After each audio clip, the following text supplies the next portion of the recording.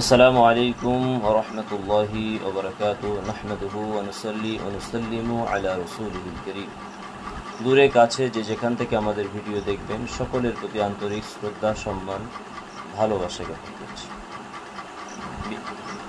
আরও বিশেষ এক আবেদন যে এই ভিডিওটা দ্রুত নিজের পরিচিত মানুষদের মাঝে ছড়িয়ে দেবেন, যাতে করে তারা আমাদের এই খবরটা পেয়ে যায়।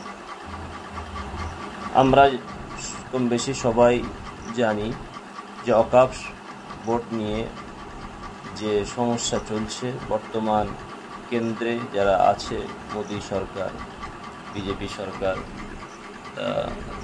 একটা বিল নিয়ে এসছে যে ওয়াকফ বোর্ডকে বাতিল করার জন্য।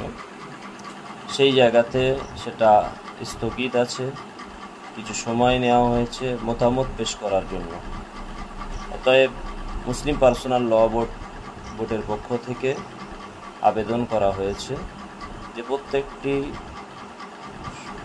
শুভবুদ্ধি সম্পন্ন মুসলমান ওয়াকফ বোর্ড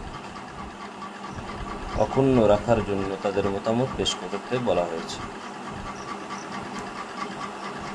আমরা গত কয়েকদিন যাবৎ ভোলাহাট এলাকা এবং পার্শ্ববর্তী এলাকাগুলোতে আমরা তা কাজ করে যাচ্ছি, আলহামদুলিল্লাহ।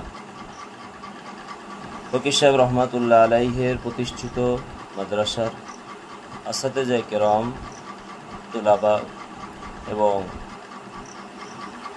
হিলফুল ফুজুল কমিটি সমস্ত মুসলিম সংগঠন মিলে যে সংগঠন করা হয়েছে হিলফুল ফুজুল সংগঠন, সেই সংগঠনের সকল সদস্যবৃন্দ প্রত্যেকেই নিজ নিজ দায়িত্বে এই কার্যক্রম চালিয়ে যাচ্ছেন, আলহামদুলিল্লাহ।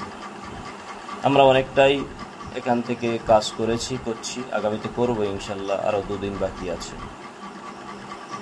সাথে সাথে আরও একটা কথা জানিয়ে দিই, সেটা হলো প্রত্যেকটা মসজিদের ইমাম তারা এই বিষয়টাকে গুরুত্ব দিয়ে প্রত্যেকটা মহল্লাতে মসজিদের মাইক থেকে এই প্রচার করুক যে এটা নিজ দায়িত্বে প্রত্যেকেই যেন করেন।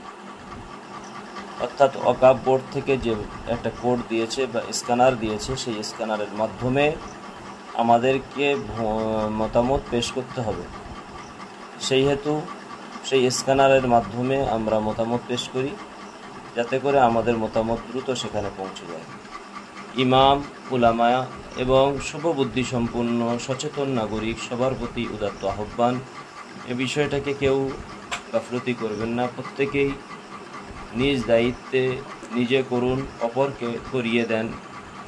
বাড়ির মা বোনদেরকেও করতে বলুন, নিজেরা করিয়ে দেন। জানাশোনা পরিচিত প্রত্যেকটা মানুষকে এই বার্তা দেন এবং করতে বলুন।